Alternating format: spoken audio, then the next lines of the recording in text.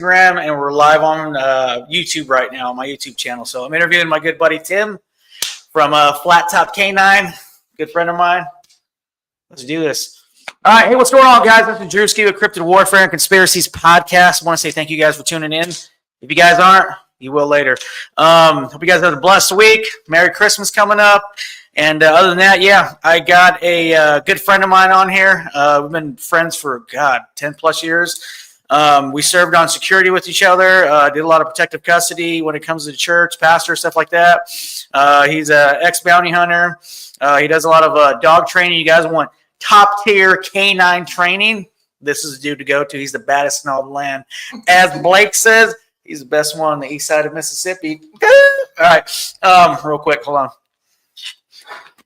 Anyways, yeah, guys, but I want to give a couple shout-outs to all these small businesses. You guys want a good power washing company, hit up my buddy Brian. It's first tier power washing company. I'll have that in the show notes. Hit up my buddy Danny, Danny Vega Brothers trucking company. They haul gravel, haul mulch, all that stuff. You guys want the best patches out there? Boom, boom, boom, boom.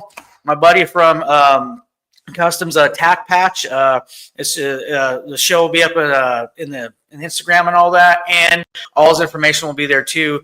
And then if you guys want good swag, good shirts, hit up my buddy Chris. His business is called New City Hustlers, so want to check him out. Check him out. Before I jump into it, I'm gonna give a little bio on my bro here. Already said it, but I'm gonna say it again for all you guys who are tuning in right now. Tim Russell has been a good friend of mine. He is an ex-bounty hunter. He's worked with law enforcement, not in it, but he's worked with them. He trains canines tactically, personal protection, stuff like that. So also drug sniffing dogs, anything canine, anything dog, this guy knows it. So you guys need any help like that when it comes to training your dog, any questions like that, he's the man to go to. He's the best in the business. So I know personally, we used to, around the church, before we opened up the church, we used to do sweeps at the church. He would send his dogs in there, and we'd find drugs. So with the homeless and stuff, we'd be leaving in. So, but anyways, good dude. Tim, thanks for hanging out, man. Great to be here. Yeah, we're out. Anyways, yeah, man. Other than that, yeah, I said a little bio about you. Anything I missed? I think you covered it all better than I could have. All right, man. Yeah, like I said, I'll put his information in the show notes, guys. But if you guys want a good information, anything on K9s, he's the guy to go to. All right, man. I'm just gonna jump right into it, dude. What made you want to get in this business? Oh man. Well, my love for dogs, I believe, came from my dad back when I was a kid, and I've just grown up loving dogs. And I was actually working as a private investigator, and I got injured working a case, and I was having calls coming in for dog training because people had seen me with my dog and dogs. And so one thing led to another, and I had surgery. I was on crutches, still training dogs. And my wife was like, you got these people calling you, why don't you go full time? And so that was really what pushed me to go full time. But I've been training dogs for a long time. That's good, man. Like you said, like that guy said, maybe you should do this full time. Did any training or anything like that prior to that happen when you were a kid? Did you have any thoughts of that when you were younger, high school, anything like that? No, actually I didn't. It really wasn't until I moved to Tennessee many years after I was a full-time musician. Yeah. Came off the road. That's right. And yeah, I played professionally. Might be able to find me on YouTube. But yeah, I moved to Tennessee. I played on the road with several country artists, and but I always had that love for dogs. Yeah. And just working my own dogs, and to have other trainers recognize that and want me to help them with their dogs. Mm-hmm. And so I never had anything when I was younger. It was just, I moved to Tennessee in '95. So Keep going. It was after I moved to Tennessee, but never really thought I'd ever be doing it full time. I got you, man. So we're gonna jump right into it, dude. How the heck do you get dogs to learn, bro? Former SWAT, former law enforcement. You basically know how it is. Like a couple buddies of mine, they were actually the guys who did K-9. I used to get in trouble every now and then from them because I know it's bad. You'll probably jump on my butt for this, but whenever I had snacks or something, we'd just be on downtime and the dog would be chilling. I'd give him a little something, and then my lieutenant would chat my ass. What you doing, dude? So it's not dogs. But yeah. So how the heck do you get dogs to learn? I know it's a tricky process. Well, I'm not going to get into the science of it because I'm not much of a science guy. Failed it 4 times in high school. School's for losers. I was joking. So, but it's similar in a lot of ways like us. Yeah. Dogs learn through repetition,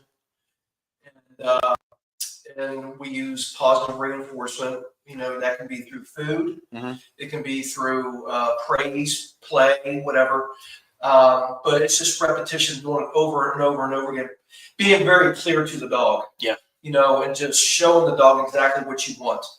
And then eventually they'll get it. Some dogs are faster than others, mm-hmm. but some dogs, I keep dogs for generally around 4 weeks when they come. I've had some dogs that were learning up until the morning they were going home. Jeez. Other dogs, 3 or 4 days, they've got it all down. It's almost like school. People just learn very different ways. Yeah. So every dog is different, but the big thing is 95 to 98% of what I do. This is important for people to know because a lot of trainers get a bad rap, and some should. But positive reinforcement, 95 to 98% of what I do is through food. Mm. And then I like that. Yeah. and then just, but there's a balance. Yeah. Just like if we start a job, we're going to make mistakes. We have to be corrected in order to do the job right. Mm-hmm. It's the same way with the dog. And so there's got to be that balance. But a big part of what I do is through positive motivation to the dog, positive reinforcement. That'll work, man. That'll work. Yeah, I think it ties in all aspects, in people, animals, stuff like that. Because people do thrive off of positive reinforcement. I know I do, but also too, though, if you want to fire it, let up your butt too. There's also that other reinforcement. But all in all, though, dogs are emotional creatures, so you definitely want to do positive reinforcement for sure. And some do it too much. Well, I'm sure we'll cover all that, in a little bit, but yeah, some do it too much. Yeah. I got you, man. Okay, so do you use tools when you train the dogs, and what kind? I do use tools. I'm a big advocate for prong collars. Mm. A lot of people don't like them because of the way they look. Yeah. But in my opinion, and I've proven it, a prong collar is the most humane collar that you can wear on a dog. What is that for listeners that don't know? So I didn't bring one in with me, but it's got the prongs. Okay, yeah, it's that steel one, right? And so and so they got rounded tips, and it distributes pressure 360 degrees around the neck. Mm-hmm. And that's the prong collar is designed not to hurt the dog. So when you don't use it like a regular collar. Yeah. Instead of where most people would pull, you pop a prong collar. So it's pressure on, pressure off. Okay. It's okay. It's like mama's teeth. Yeah. People need to remember. I didn't know. Wow, I didn't know that. Because people are afraid to correct their dogs. Yeah. They got to remember that mom's been correcting the pups soon they're born. Yeah. And that's where they start their learning. And so, but the prong collar is actually designed. There's 2 rings on the collar. And one is live, one is dead, and then we usually hook up to the live.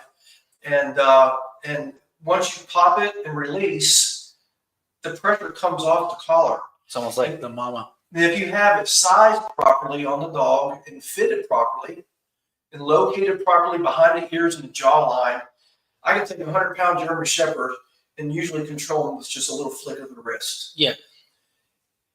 If you take a choke chain, which I don't use, a slip lead, which You see every veterinarian tech come out and get your dog with a slip lead. You know, these nose faulty garbage pieces of crap things that the purely positive camp uses. You know, all these things, harnesses, all these things can damage your dog. The nose faulty, you know, the general leaders they call them. They can, if a dog, you can't correct them, if you do, you can give them whiplash. Yeah. Harnesses, they can give the dog arthritis in the shoulders. Choke chain, figure that one out. You know, I can kill your dog with a choke chain and a slip lead. Okay, so I go with a prong collar. I'm not going to kill your dog with it. I can't kill your dog with it. Can I cause a little bit of discomfort? Yes, but the pressure goes away. You know, so I'm always going to do what is best and the most humane for the dog. And in my opinion, the prong. And I've had many, many clients come to me and say, I don't want you to use a prong. I don't want you to use an e-collar, you know, anything like that, because of what they've seen on internet, what they've heard from other people. And then once I show them my approach to training, because I believe my approach to a lot of things is different than most trainers, they're like, wow, this has changed our lives, you know, and the dog. So I'm a big advocate for prong collars. And the biggest question I get with prong collars is, will I ever be able to not, you know, take it off my dog? Will I not be able to, you know, can I stop using it at some point? And I say, why would you ask me that? And I said, is it because of the way it looks? And they say, yeah. I said, you got to get past that. And I said, can you drive your car without power steering? They go, yeah. I said, do you want to? Of course not, right? There you go. So it's going to give you the best power steering and the best power brakes. We want to use the appropriate tool for the job. If you want to drive a nail, you don't go get a screwdriver, right? You get the appropriate tool. You get a table saw. No. Grinder, yeah. Cutting wheel. See, so no, when most people like, I've never heard it explained to me that way. You know, so there's some finesse to it. You just don't go buy a prong collar or some piece of junk off of Amazon or Tractor Supply, places like that. You gotta get good professional gear. You know, and the other tool that I use a lot, it's not mandatory, but if you have a powerful working dog, I may recommend e-collar training. So it's an electronic collar that we can teach the dog what the low stimulation means. Yeah. And provide the dog with off-leash freedom. You know, I can communicate. Almost every dog comes to me. People are like, I've seen your videos, and I want my dog to do that. So, well, for your dog to do that, I got to be able to communicate to him at 100 yards away. And so we teach the dog what the low stimulation means. It's like they say it's like a tickle, a fly tickling the hair in their ear, you know, and a lot of trainers abuse that tool, a lot of them. And they should be out of business, in my opinion. Yeah. You know, and I have retrained multiple dogs that have been to some of these big names here in town, and they have darn near destroyed dogs. Just their approach with the tools. And so if you use them right, they'll be your best friend, and the dogs will love you for it because it allows them freedom, you know. But those are the two main tools that I use, the prong collar and the e-collar. Let's not forget that the leash is a tool. So. Okay. A lot of notes, take notes. Okay, so what do you feel the most important thing is to your dog? I always stress relationship is first. I tell my potential clients when they call me that every owner has a relationship with their dog. Whether it's good, whether it's bad, you have some form of a relationship with your dog. Most of the time, it's not good. Okay? And so the lack of leadership to most dogs in the home. You know, there's chaos. The dog's just bouncing off the walls and the furniture. The husband's got romper room going on, but they don't understand why they can't be calm inside the home. They want calm, but they create chaos. They feed off of energy. So it's just like, you gotta fix these things. So if you set the boundaries and the structure and be that strong leader to your dog, Yeah. your relationship will be unshakable.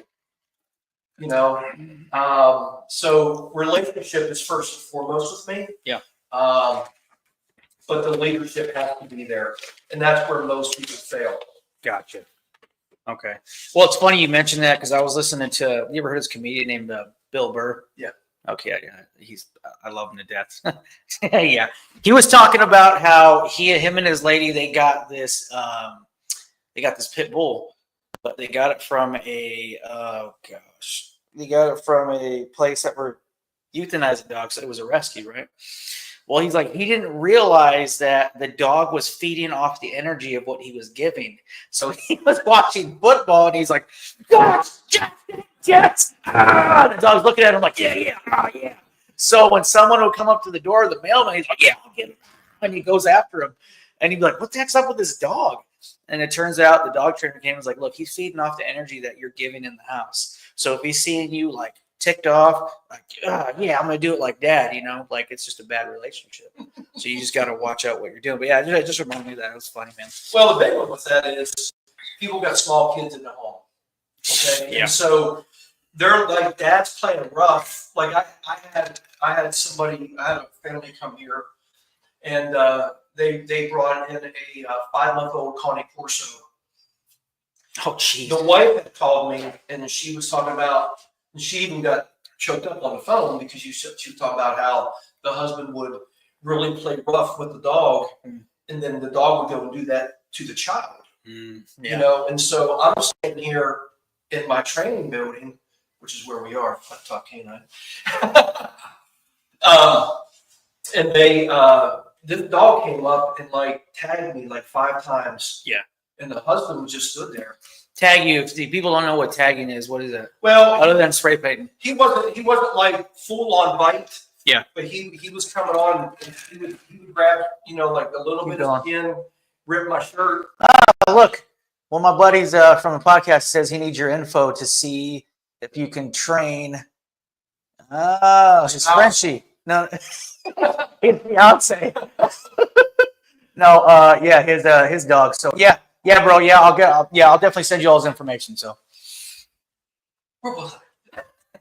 He tagged you a couple times. Yeah, so he would come up and he would do this.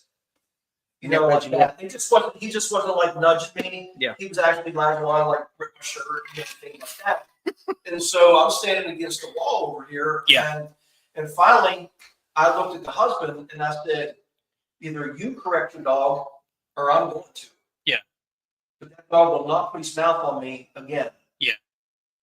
So then it kind of broke out between the wife and the husband, and she's like, that's what I'm talking about in the house. This is what you do in the house, and so you start pointing these things out, and it's just like some people are willing to accept the information. Yeah.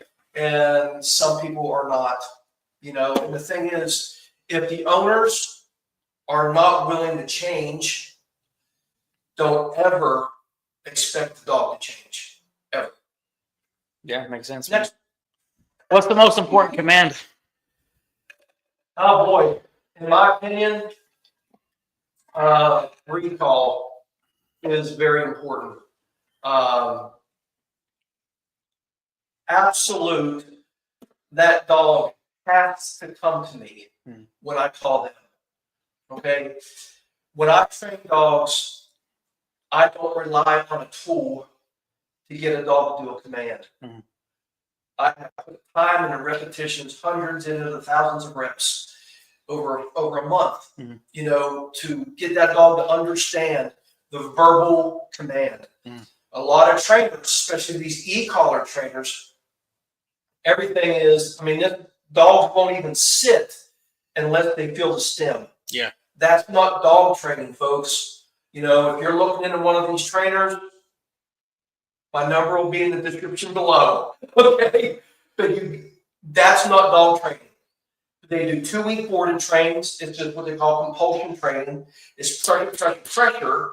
There's no relationship. And it's just like, I've got 2 weeks to get it done. So we got to get results. Yeah. Right. So it's just really important to know. I'm going to bring this up here because we're getting a lot of feed on Instagram. This is good. So, okay. So anyways, yeah, so keep going. So whenever I train a dog, get into this camera here. Whenever I train a dog, Well, you got a question real quick. Okay, let me fix your Go. I'm gonna forget. I'll come back to you. The dogs are under verbal control. Then I train. It's not this. It's not pushing a button. Okay, that button should be if your dog is 100 yards away, and let's just say that dog's 100 yards away, and you yell, that dog might not even be able to hear your voice. Now I can go tap, not a correction, just giving the dog, hey, I need you to come home. I need you to come back to me. You know, and so that's what it's used for. It's for that what if moment. Every dog should be under verbal control. Let me say this real quick. I had a lady contact me a few weeks ago. She had a Connie Corso. She went to one of the big corporate companies here in Murfreesboro, and everything is e-collar based. Okay, with this company. And so she had opened up the front door, and her Corso was like over 100 pounds. Took off out the door. She called the dog, and the dog wouldn't come. And it ran out to the street and got killed by a car. Yeah. So then I started digging in a little bit deeper, started asking her some questions. And I said, remember at the beginning of our conversation when you told me where you went? I told you how they train. Mm-hmm. Everything is e-collar, push the button. There's no teaching the dog the verbal command. Mm-hmm. Having the dog under verbal control. And that's so important. And she said, I said, you didn't have the e-collar on the dog, did you? She said, no. She said, and that's why my dog didn't come to me. Mm-hmm.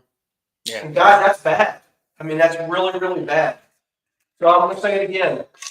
If you are inquiring about training, if you are going to or looking into a trainer that their foundation is the e-collar, which I'm a huge advocate for, but if that is the foundation for how they train, you need to move on. Okay, you need to move on, because if you don't, you are going to be doing this all the time. You're going to be pushing a button. And, you know, I went to a seminar several months ago. There were probably 30 people, maybe 15 dogs. Some of these dogs, there's like 8 trainers there, including myself. And some of them were like, I trained that dog, I trained this dog. And I was sitting in the back row, and I'm like, this is pathetic. Mm-hmm. These dogs wouldn't even do a simple sit command without the stimulation. And you're proud of that? Yeah. I mean, you shouldn't have paid your trainer. Right. You know, that would be embarrassing. Yeah. And there was one dog out of maybe 15 that was actually really good. And the girl wasn't even a trainer that trained the dog. And so move on. Ashley Donald's Tim is the best. Who's this? Ashley Donald's. Daniels, yeah. Oh, I couldn't see that. Hey, Ashley. Thank you. Oh, real quick, read this real quick. Okay, I need his info. See if he can train my Frenchie. She has was it FOMO so bad? She's the best dog I've ever owned, but we take her out and she's so on high alert. Will not rest. Won't stop pulling on that leash. So I'm gonna give you his info. Yeah, get my info. Give me a call, and I'll talk to you about it. And then one of my other buddies, he put, let's see, yeah, he has a retired a Belinois. They had to do that, and he had to reteach him not to do that. I guess pulling. He says that he does that with his 2 hunting dogs. I call them, and if they are far from, he uses the e-collar. He basically does exactly the same thing that you're saying. Yep. So I don't even know what the heck that is. I'm not doing that. Okay, it's like she's so scared she's gonna miss something. Is what that is what my buddy was saying about his Frenchie? Frenchie, yeah. Uh, So well, let me say this. It all starts in the home. I had a lady call me the other day, and she would like cut me off when I was talking, so I let her talk. And then she said, the only issue I have is my dog is reactive on a leash. Yeah. At the end of the leash, reactive to another dog, person, whatever. And so I started asking some more questions, and I'm kind of like an attorney. I already know the answer before I ask. yeah. And so I started bringing these things up, and there was all these things wrong inside the home. And the dog is like in the bed. Now, if you have your dog under control, your dog has good obedience, I have no problem if you put your dog on furniture. Okay. I don't allow my dogs. Our little dog gets up on the couch. She's like 6 pounds. Okay, Special. but yeah, but my dogs are under control. I have 3 shepherds and a little Maltese poo, and so if you have that, then go for it. But there's a lot of bad things that can come from it. Yeah. Resource guarding. Anyways, this lady was telling me how the dog just jumps into bed and she can't get the dog out, but she started letting the dog into bed early on. And so now she goes to get the dog out of the bed. Now the dog bites, and so I tell her, It's like the dog's territory now. get the dog out of the bed. She goes, oh no, I can't sleep without my dog. I said, okay. You're gonna pay for it. And so I started pointing all these other things out inside the home that I think, I like to say it's broken. Yeah. It's like I came up with this analogy years ago. You can't have one piece of a puzzle and have the whole picture. Right. Isn't that good? And so it's like cross stitch that on your pillow. It's because you think about it, it takes every single piece to make the picture, right? If you take the top right corner away, even though it's in the top right corner, the picture's incomplete. Yeah. It takes everything, but it starts in the home. And so if you don't have it right inside the home, don't expect to have it out on the walk. Yeah. And so Christelle, she just wasn't willing to accept the information, and she never called me back. She started stepping on people's toes and telling them everything they're doing wrong, but I'm not in this to like fluff people's feathers and, in a positive way and just make them feel good. Yeah. And there are a lot of trainers out there that will steal your money. I'm telling you right now, but I'm not one of them. I shoot from the hip. Ask my mom. My mom Ask me. He does it on the range. Mom says I'm brutally honest. Yep. But it doesn't do you any good. It doesn't do the dog any good. And my ultimate goal, what I want from my clients, is long-term success for you and your dog. And you either want it or you don't. If you don't, then I'm not the trainer for you. Yeah. Okay. What's one of the biggest problems that the owners do with their dog, which we already talked about? Okay, explain. Did we touch on that one? Okay, we'll do it. What's one of the biggest problems that the owners do with their dogs?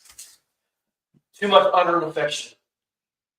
And that's one that really gets the attention out of people. They're like, what do you mean?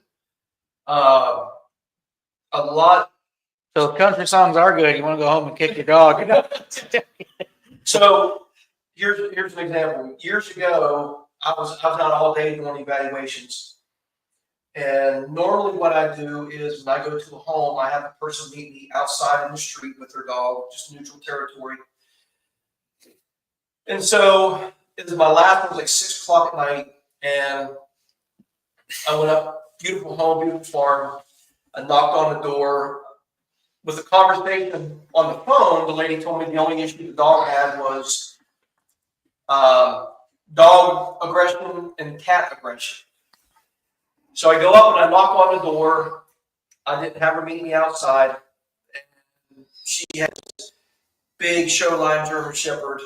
She had him by the collar, and the dog barked a couple times. And she's like, "Come on in." And I was like, "Are you sure?" And I sort of went with what I knew. Yeah. Right. Yeah. And she said, yeah. He's fine with people. He's fine with people. So I opened up the door and I took one step inside the door, and I didn't even look at the dog. And the dog broke loose from her and attacked me. Mm. And he nailed me, my left thigh from my hip down to my knee. And so for a second there, I was just like, you know how when you like hit your thumb with a hammer? You know, you don't. It takes a minute, feel takes a second. It starts throbbing. Yeah. That's what happened with my leg. And so I found out later on that she lied to me. Mm. And that dog had been to 3 other trainers for dog and human aggression. Damn. So she set me up to get bit. What kind of dog was it again? German Shepherd. Okay. And so I said, "Go get your husband off the mower." Yeah. And so he came in, like, "We need to have a talk." And then I let him have it because she set me up. So while I was there, I had a discussion with her. I'm just watching the dog. This woman couldn't go anywhere without that dog just, the dog would get on edge, like, "Where are you going? I need to, Yeah. And shepherds can be Velcro dogs anyways, but guys, this is bad, right? So I told her, I just watched the wife, and I could tell that she was giving the dog too much unearned affection, unhealthy relationship, right? And I said that to her on the couch. The husband's sitting right across from her, and she looked at the husband, and she goes, "Do you think I do that?" He goes, "Yeah." So I stayed there for another couple hours, didn't handle the dog, but I coached him through it. Before I got ready to leave, I said, "Remember, you need to back off the affection with this dog. Somebody else is going to get hurt really, really bad." Yeah. Well, she's over fixing lunch for the 3 kids. Oh, shoot. And the husband's got the dog, and we're just standing there talking. I'm getting ready to leave. She leaves the 3 kids, walks over, and wraps her arms around the dog's neck. And I went, "What are you doing?" Yeah. I said, "That's what I'm talking about." And she stood up and went like this. She says, "I did it." I said, "It's like breathing to you. Yeah. You need to stop that." And that's just one example, but it's been almost 4 years later, and I still have issues with my left thigh from that bite. Yeah. He got me like 3 times. Damn. And so anyways, too much affection. It's a big one. Because what will end up happening is the dog sees the weaker person, right? Mm-hmm. They'll start resource guarding or possessing that person. Say you're on the couch with your dog and the dog is resource guarding you, and I come over and I want to go down and sit on the couch. Yeah. I'm his territory, yeah. I'm gonna get bit. Yeah. And people misunderstand. They misinterpret protection for possession. Yeah. And there's a difference. That's good. So if a dog starts resource guarding human, you mean no more to that dog than a bone or a toy. Mm. Okay? So both people associate resource guarding with food or a toy. Mm-hmm. But they'll do it for the couch, they'll do it for the chair, they'll do it for whatever. And the dog is like, "It's mine, not yours." Yeah. And you have to change that, which I've done many times. Yeah. Okay. So we could talk another hour just on that topic. Now, explain resource guarding, which you.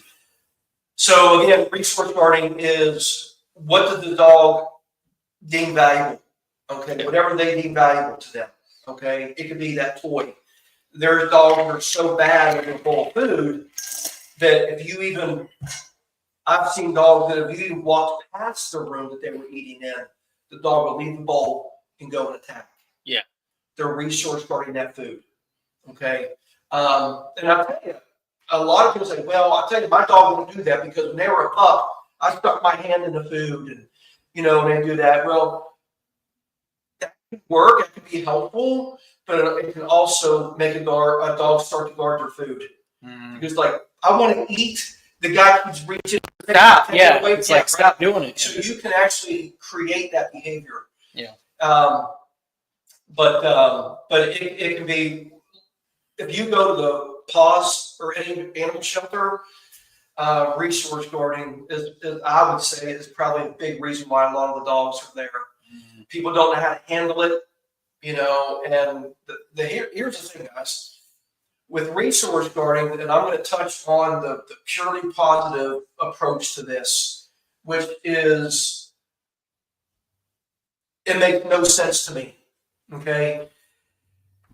If what they do is the dog is guarding, okay, and they're their food, they call the dog away with a higher value food. Say if the dog's eating kibble, they might have a piece of steak or chicken over here. Their thought process is they're teaching the dog to make a better decision by coming over. No, idiot. What you just did was you rewarded the dog for guarding his food. You see what I'm saying? The dog is guarding, like that. Here. And you come over, he just got paid for it. Yes, you're creating that bad habit. Okay? Yeah. So all you're doing is amping it up, and that's their approach. Here's the thing. The dog has to know that behavior is unacceptable. Period. It's unacceptable. We have to punish the behavior. Now, I would say the punishment has to fit the crime. If I have a dog that's pulling a little bit on a leash, if I have to give a little bit of leash information, you know, very light pressure, that could be a correction to a specific dog. But if you got a dog that's controlling the home, we got to amp it up. You know, I always say if I have a dog that's pulling, I use less pressure than I would if I got a German Shepherd trying to bite my face. Okay. So you kind of have to neutralize the threat before you can do anything else. Yeah. Okay. Then once the dog makes a good decision, boom, right away within a second, we start loading the dog up with positive reinforcement. That's the behavior I'm looking for. Yeah. Makes sense? So you're now, as soon as the dog is calm within a millisecond, now I start rewarding the dog with praise or with food. Okay, now the dog goes, wait a second. This behavior is what I'm supposed to be doing. I'm not supposed to be doing this behavior. See what I'm saying? Yeah. So, but people always want to try. You're going to walk around with a piece of chicken in your pocket all the time? You're not going to. The dog needs to know there's a consequence for that behavior. I said this to the lady the other day. If you go to Walmart, what keeps you from stealing something in the store? For most of us, it's not even a thought, right? But we know there's a consequence if we get caught stealing. Cops are going to come. We may go to jail, right? There's a consequence there. The dog has to know that for that behavior, there's a consequence that is going to follow. But outside of that, when you make the right decision, buddy, good things are, life is going to be good. Yeah. You know? So that's a whole other hour too. Pretty basic, man. Okay, so sound like old freaking Ric Flair, man. All right, so do you ever have any problems related to the food that the dog's eating? Yeah, this is one where I've got to be careful, I guess. I didn't mention names, brands. Okay. If we got anybody watching, I guess I'll kind of let maybe people try to figure it out for themselves. You can say like Kimbo's and Trits. I get a lot of Chugga-Nooga. I get a lot of dogs here. What's the most popular brand of food? If I say what's the most popular brand of food? No, I mean when I had one, it was freaking Ukanuba, Kibbles and Bits, Old Roy. That's all like whacked. Oh boy, it's Walmart. Man. Oh boy, That's garbage. Well, your dog a dag, it's Old Roy. Yeah. So the most popular brand of food out there, it's like every vet pushes it just about, and you know all the vet recommended this. And I'll just say maybe the last part of their name or the specific food says plan at the end. Oh, yeah. Okay, so I get dogs here all the time that their stool is okay. Good. Is that a burp, man? I don't want to burp in your face. Welcome. There's Breaking wind. their stool is, man. That was. I look over, but this one. I'm blown out the way. All right, back to business. So I get dogs here all the time that their stool is the colors and just the consistency of it. And it was just, and I talked to the owner about this food, and they're like, I know my vet recommended it. And I said, I know, they all do. And I said, I want you to trust me. And if you're willing to trust me, let me try some of this other food in with it. Let me see what the dog does. And every single time across the board, the dog, you can just see a difference even in the dog. Yeah. They got more energy. Their stool is the consistency that it should be. The color is there. Think about this. When you go get your dog food, and this says like salmon and potato. Okay. How many colors are there? I don't know one. Pink. Okay. So potato, I know sweet potato and the other potato, right? Potato, yeah. But why are all these colors in all this kibble? Yeah. There's fillers, there's additives, and everything else that goes into. Dude, that's a whole nother podcast too on fillers and the dog food industry, dude. I know. Oh, we're gonna do that. Yeah, we're gonna do that. Yeah. So it's I'll let me tell you. Well, But not long ago, came here and I'll just be honest with you. He was very rude with me, put his finger in my face, yeah, and everything because his dog has ongoing ear infections. And the last time I took the dog to the vet, because he came to me, and the first day the dog was here with me, I saw that there's something wrong with her ear. So I called the client up. He said, "Yeah, she's been battling ear infections and stuff like that." Sir, she's like pretty bad. Yeah. So the next day we took her, and sure enough, she had an ear infection. Took her home for a month. I don't want to, it wouldn't be fair for me to give the dog a correction because it could be pain related to her behavior. Yeah, well, it's hurting too. Yeah, it wouldn't be fair. So I said, take her home, let her heal, and then just let her. Then we'll get her back. Well, the last time he went to the vet, they said that there could be an allergy. Yeah. Okay. Well, there's one common denominator with this, and it was the food. Yeah. And I said, just something for you to consider. And I pointed to the food, and he snapped on me. Just over that. Just on that. And he's like, my vet told me blah, blah, blah, blah, blah, blah, blah. And he put his finger in my face like, I'm not listening to you. And I was just like, then why are you bringing your dog to me? Yeah. He said, I don't know. You're like off of So put it nice. Tombstone. So Bye. put it nicely. And I said, see you. Yeah. And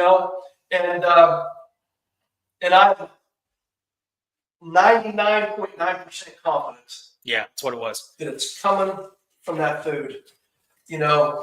So this is shepherd, guys. A lot of times shepherds can have, messed up intestines, Yeah. gut stuff like that. We'll talk about that here in a little bit too. But anyways, the food is so important. I'll tell you what, if you want to know what I feed for puppies, I feed the Diamond Naturals, you can get a Tractor Supply, the Diamond Naturals lamb and rice. It's one of the top rated foods that you can get. Now feed that up till they're about a year old. And then I switch over to the Tractor Supply brand, the 4Health salmon and potato.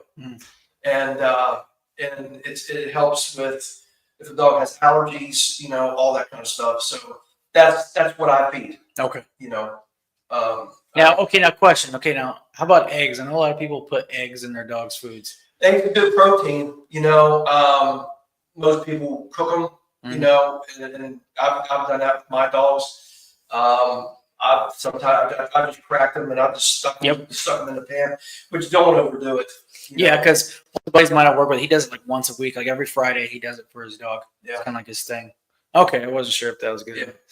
Okay, so what do you think about crate training?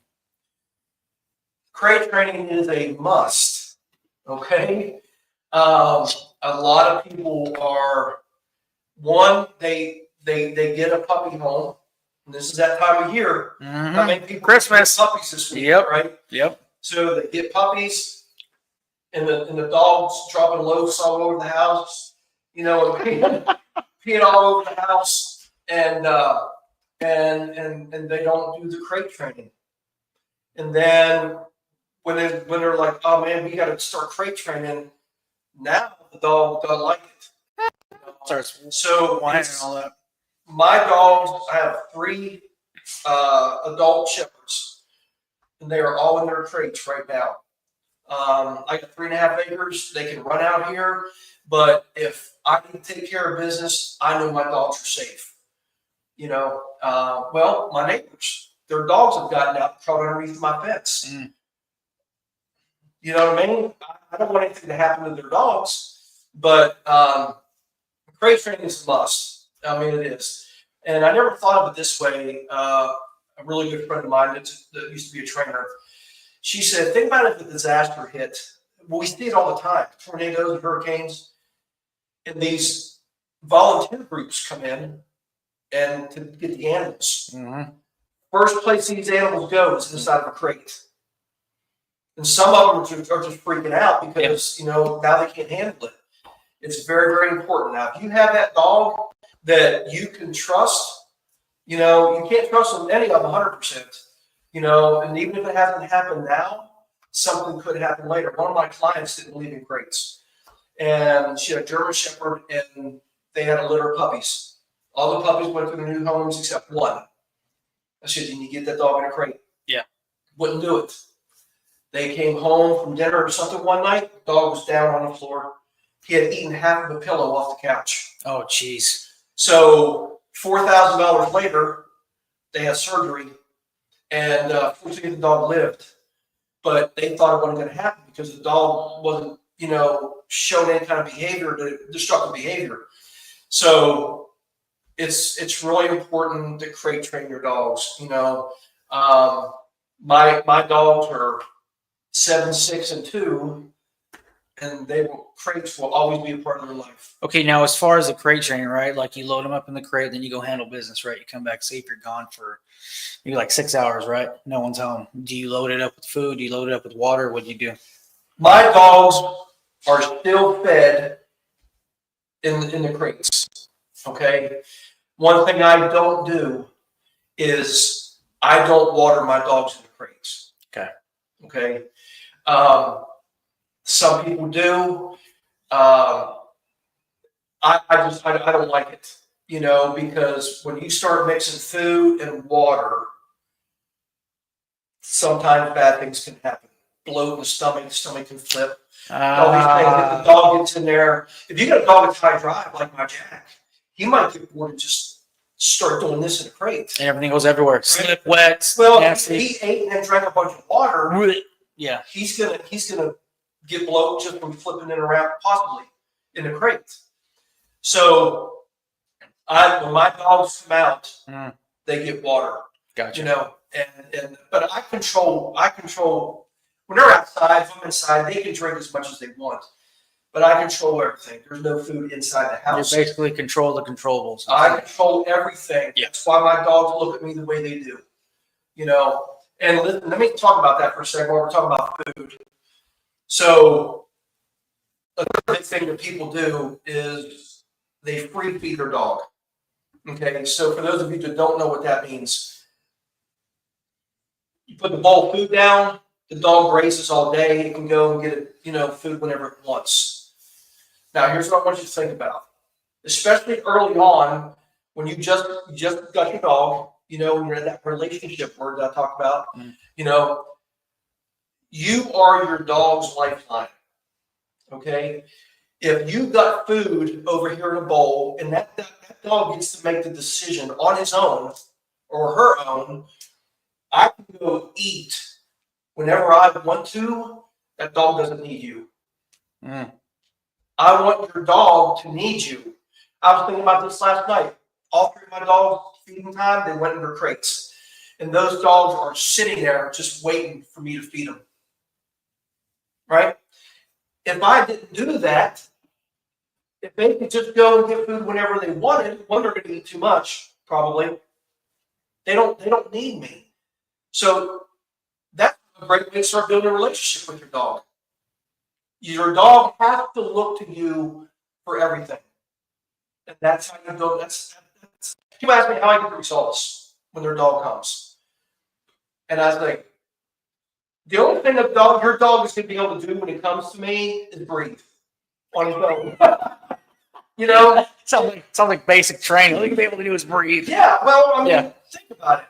I mean, one of the biggest areas people lose it with their dog is when they go to take the dog outside on a leash to go to the bathroom.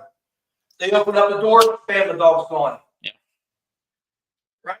I mean, so the dog hasn't been taught. So, you know, all these things are important.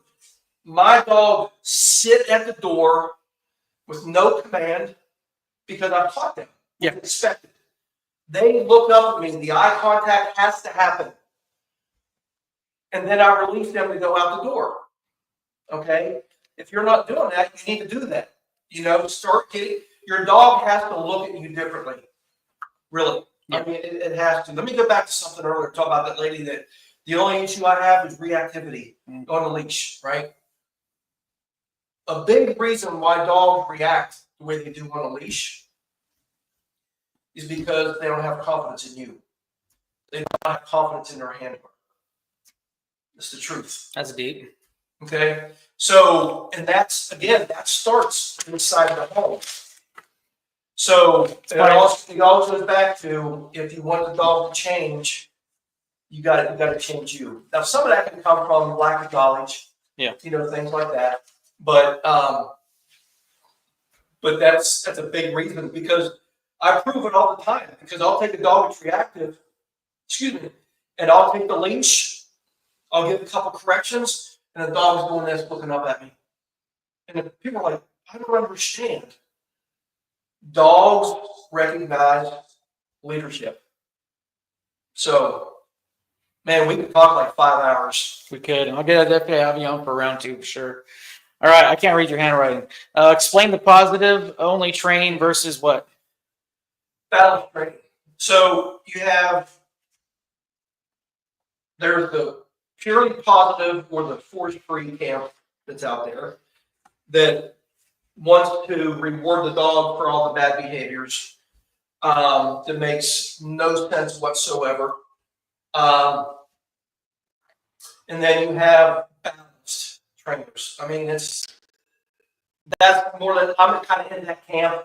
Although a lot of trainers are like, I don't like that. There's got to be as one trainer said, there's got to be the yin and the yang. Yeah. You know, there's got to be the correction with the direction. Mm-hmm. You know, it's like you're rapping over here.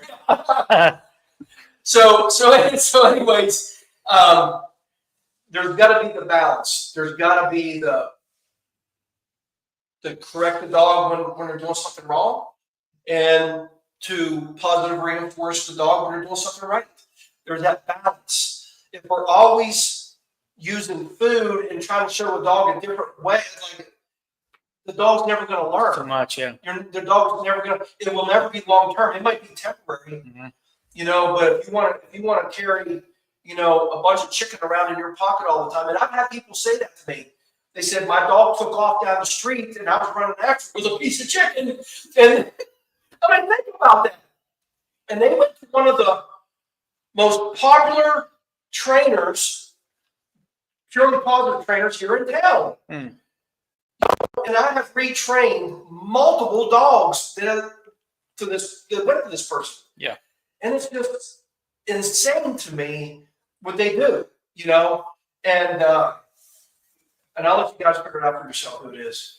But it's just so anyways, that's the difference. Yeah. One is just purely positive all the time. And, you know, and I get recommended a lot online. People go into one of the Facebook groups, recommend a trainer. I get recommended a lot. You know, this trainer gets recommended quite a bit. And then they'll jump in there and go, oh, use us because we don't use pinch collars and prong collars. See, that just goes to show how ignorant they are. Because the pinch and a prong is the same collar. They got it down as two separate collars. Don't use tomato and don't use tomato. Exactly. So it's like, see, they forget that the leash is a tool. Yes. Leash is a tool. And they only use positive methods. Well, that's baloney. So let me tell you why.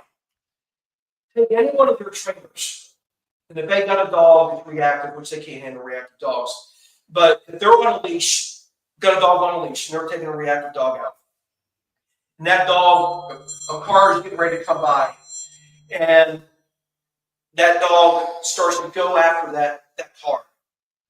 Are they going to drop the leash and let that dog go get the car? Yeah. I surely hope not. You know, no, they're going to do whatever they got to do to save the dog's life, right? So that's a correction, right? So it's just, I don't know, it's just a thing. But they want to get online and they want to badmouth people like me, because I use tools. You know, when one of the worst things that you can use on your dog right now, and I will back it, is a general leader on the nose. I was in Franklin a couple months ago, and there was a lady walking her dog, and the dog was scared of cars. And I'm going to tell you, it was a sight to behold. I actually put it on my Facebook page, not what happened, but just a picture of the dog.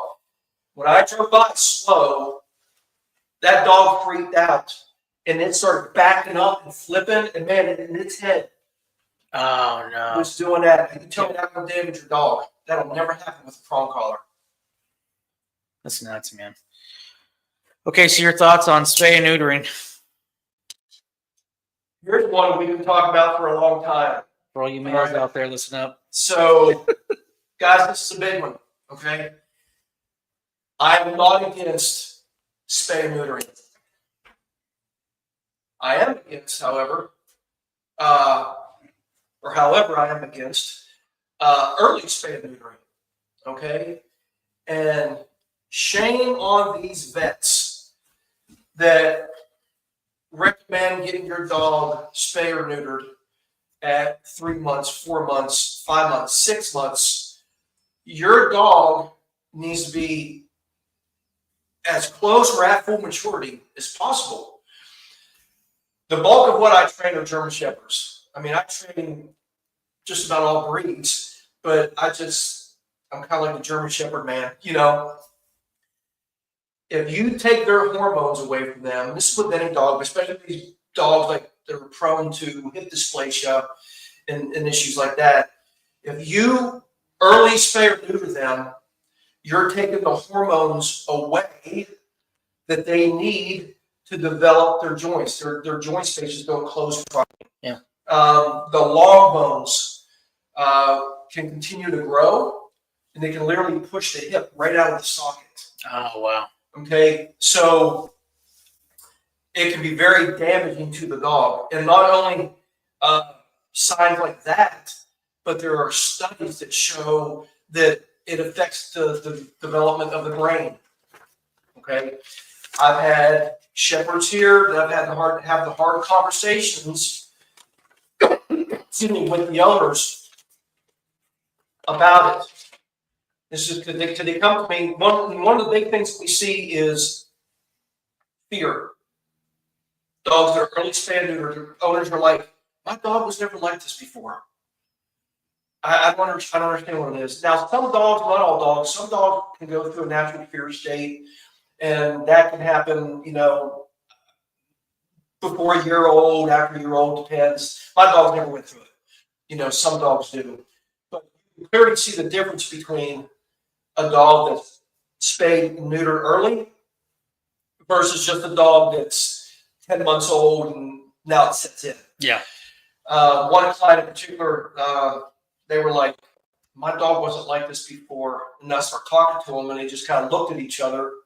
And they said, he didn't act like that until he was neutered. Mm. And so had a long talk with them. And I was like, hey, guys, even if you don't believe me, you want to take my word for it, at the go-home lesson, which I do with every client, we do like a classroom setting. And I let them watch a couple videos from some other professionals to validate what I was telling them. Mm-hmm. And then they've got on these supplements that I'm going to talk about here in a little bit. That'll work, man. Okay, so what's your favorite breed and your favorite breed to train? Well, That's fine. German Shepherds are my favorite breed. Okay, I wanted one as a little kid. We will ask the questions. I'm just joking. Sorry, guys. They are my favorite breed. I'm a bigger guy. As you can tell. Like talking. I'm a bigger guy, so I mean I like a bigger dog. The thing that is sad is, and this is no offense to anybody who's got a German Shepherd, okay? Because you may have a good dog. There's just not a lot of really good shepherds the way they used to be years and years ago. Overbreeding, the breed is watered down.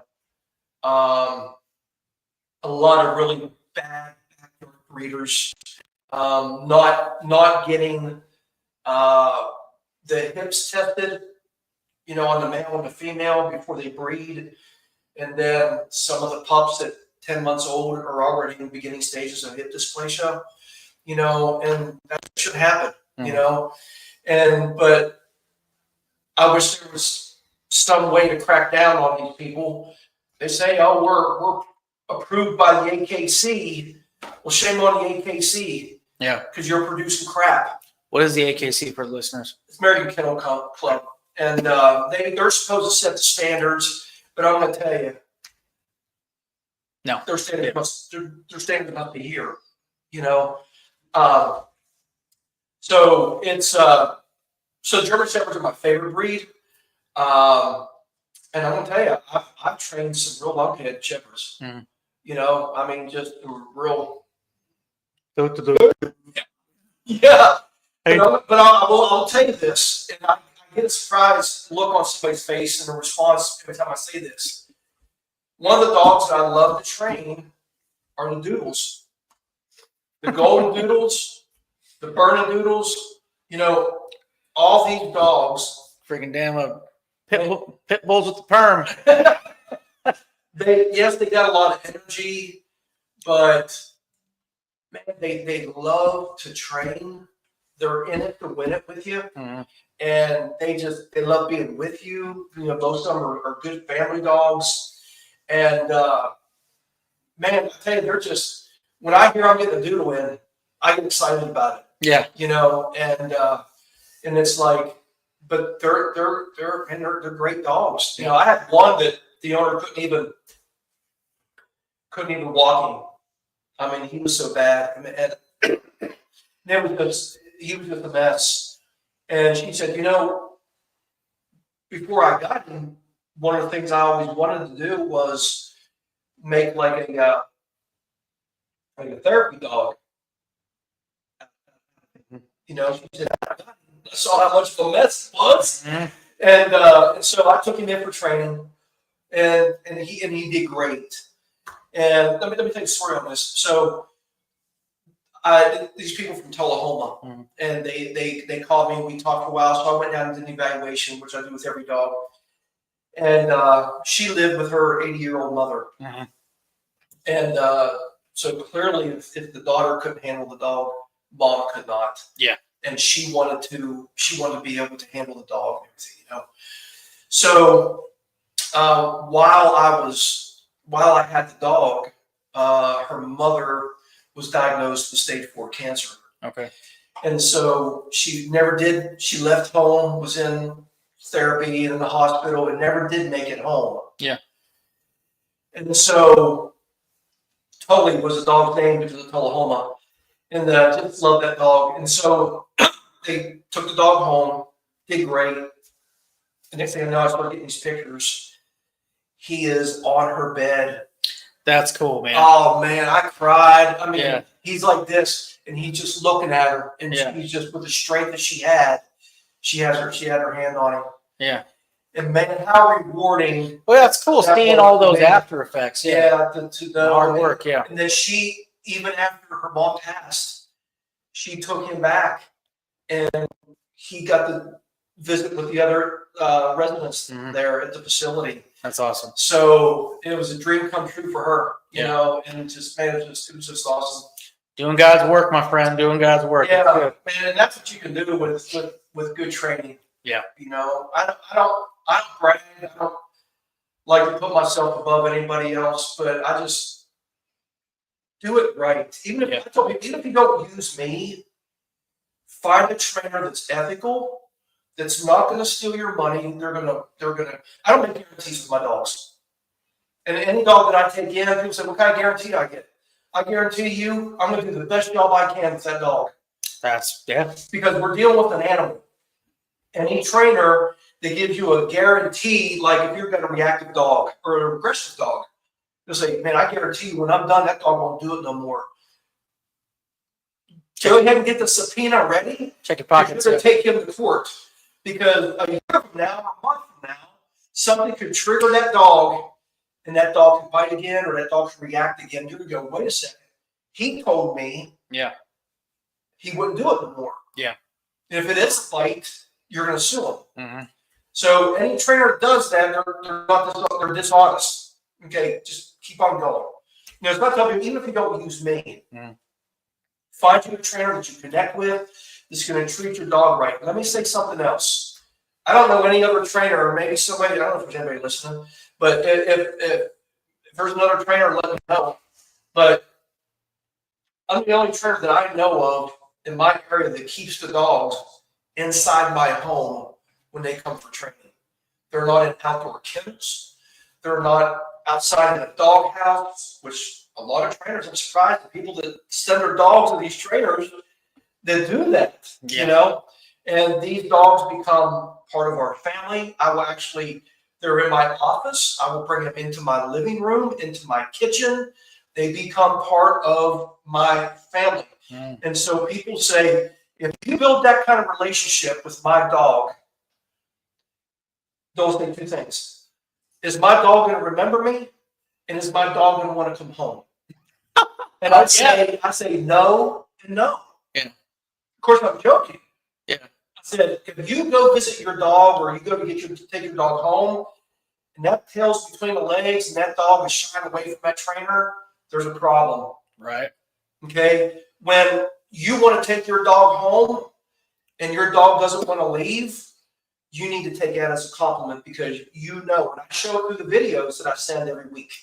You know, these dogs are, I want these dogs crazy about me. Yeah.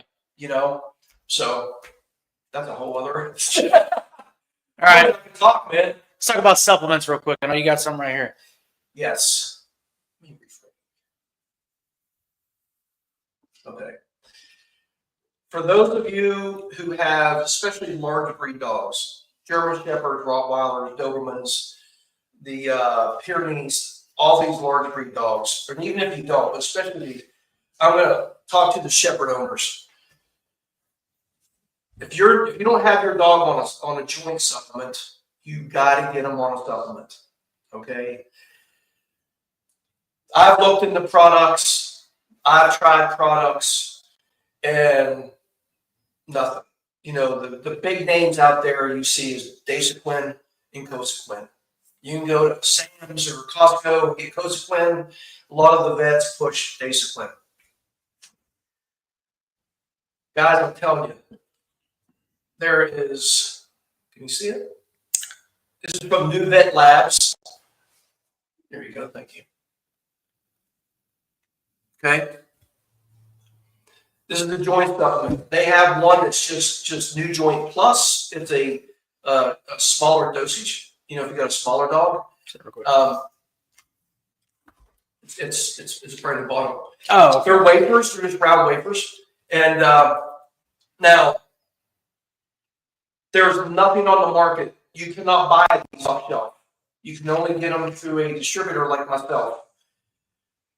My female shepherd was coming up lame, and it really, really concerned me. And I had been looking into this product, and I started off light with her, and after 3 days, she was starting to move better again. And within a couple weeks, she was running again at full speed, and she's just gotten better and better ever since. And the way these are, you know how they say if you boil your vegetables, you lose some of the vitamins or nutrients or whatever out of it. This is cold processed, so there's nothing lost. Everything's trapped in it. Everything's 100% in it. I got a good buddy of mine that he was on discipline for a good while with his dog, and his dog, you know, he couldn't even jump on the couch anymore. He couldn't jump on the bed anymore, even on this product. Not this product, the other product.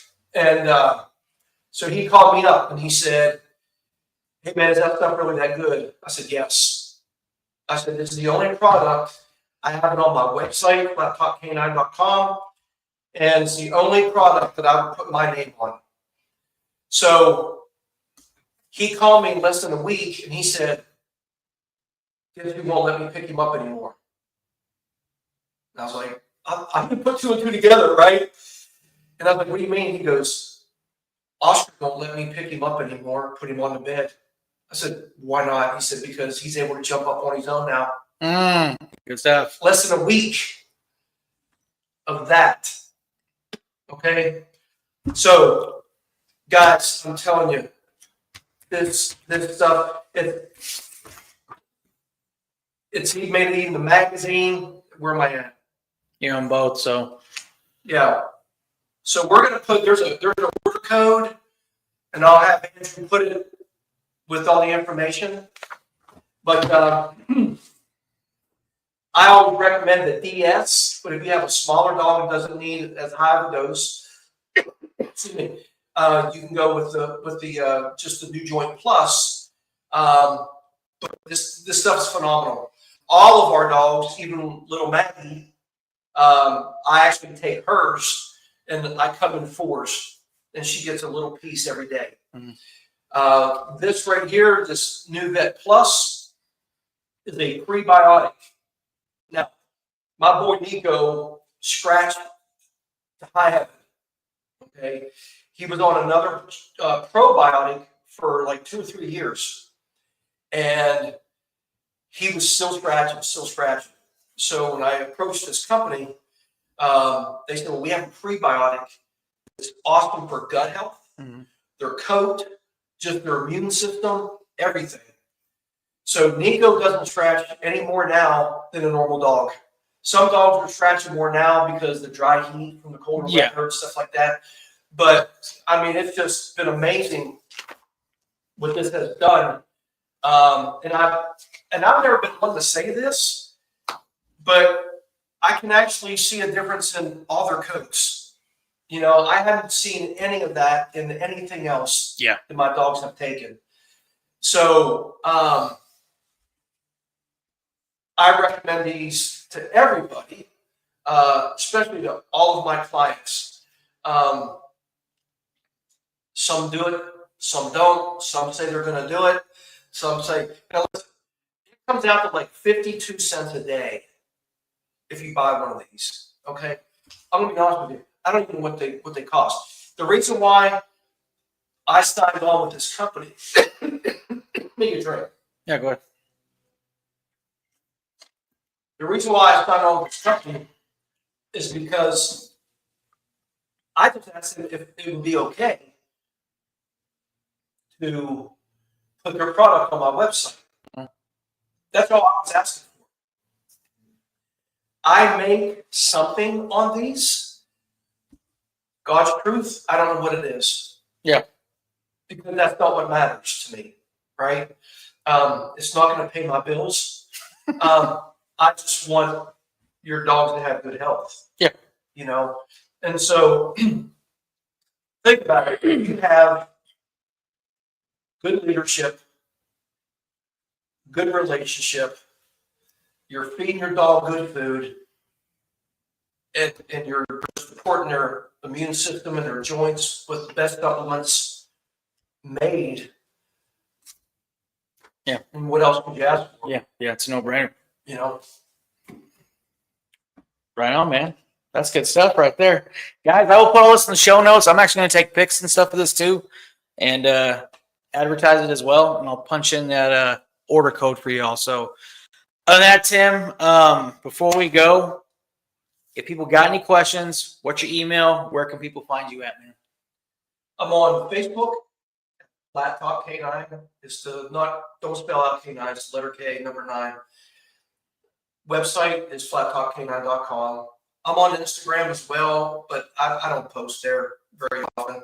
I mean, I may get like 2 people that will interact with me. Yeah. But maybe it'll change after today. Yeah. You know, so. Yeah, I'll put it in the show notes, yeah. But my number is 615-522-1094. That is 615-522-1094. All right, man. I appreciate you. And Thanks, man, for having me. yeah, man. Hey, guys, you guys need some canine training? Hit this dude up. Hey, Like let's mention. Hey, Let's can I go. toot my own horn for a second? Let's do it. Can I toot my own horn? If any of y'all are in the Murfreesboro area, and familiar with the Ruthie's Award, I've won the Ruthie's Award for best dog trainer for the last 2 years. Not 1, So, but 2. so I'm pretty excited about that. So you may not have voted for me, but Eat your heart out if you didn't. but I'm thankful and I'm humbled by those that did. So it means a lot. Right on, man. Appreciate it. Other than that, yeah. You guys got any questions? I will put all this information in the show notes. You guys want to get your dog trained? You got any questions about your canine? Anything like that? Hit this dude up. He is the best in the business. I've known him for a long time. Good friend of mine, so he won't let you down. So, Tim, appreciate you, brother. Merry Christmas. Merry Christmas. Merry Christmas to you guys. And yeah, you guys need anything, hit me up, cryptwarfare@gmail.com. Find me on Instagram, and I will have all the information in the show notes. So one more thing. Go ahead. No, I'm just kidding. We're done. No. You're stupid. You're stupid. How do I stop this? Oh, no. Yeah. All right. We're backing up. We're still on. We're still on right now. All right, later, guys.